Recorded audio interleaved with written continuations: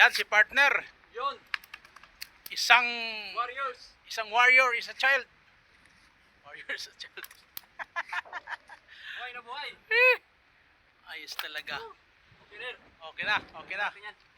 Isang mahiwagang kwento. Kunin ko isang balitan. Sige. Sabaw ni Mayor ang talakitok. Tinggaon, tinggaon. Pa. Lalaki. Tangina. Lalaki. Ayan.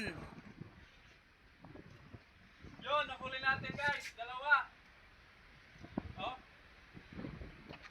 Dalawa kabuo. Kung sa Pilipinas to, kwarta. Kwarta na. Kwarta to. Anong klaseng isda ba eh? Putik na yan. Ito. Swabe.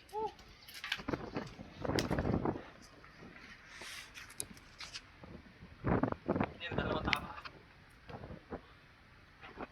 Wala na.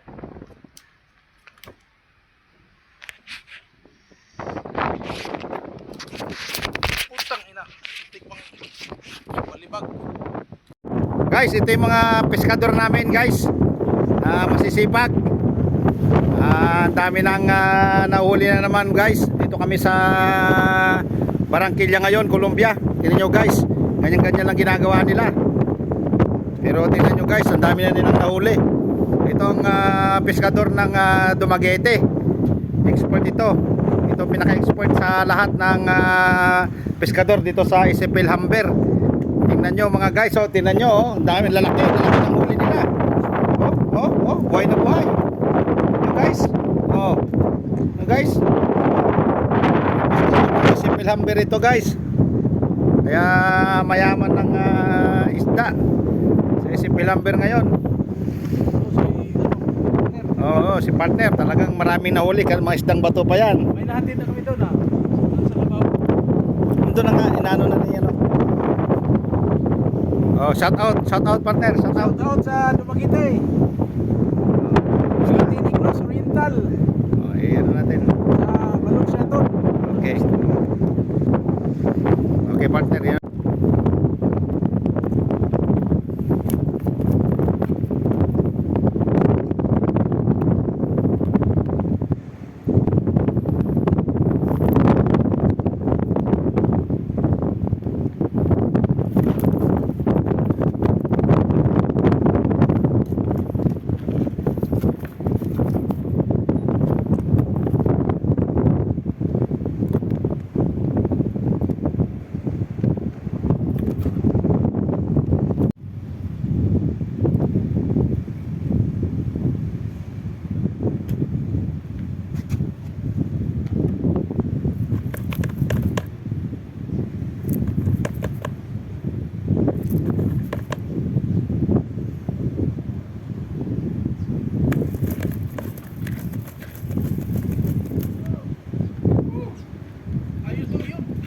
Nakahuli na naman, tatlo guys.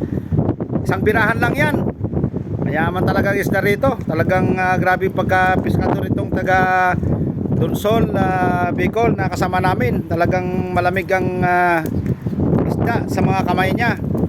Bire mo guys, isang birahan, tatlo. Ang pain niya, ano lang. Yan lang. Guys.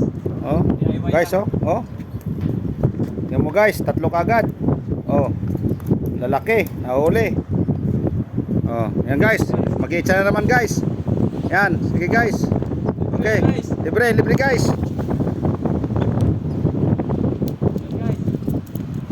Mo guys, tingnan mo. Mga tarsariwang isda ito guys. Ito. Talon-talon pa guys. Tumutunog pa guys yung isda.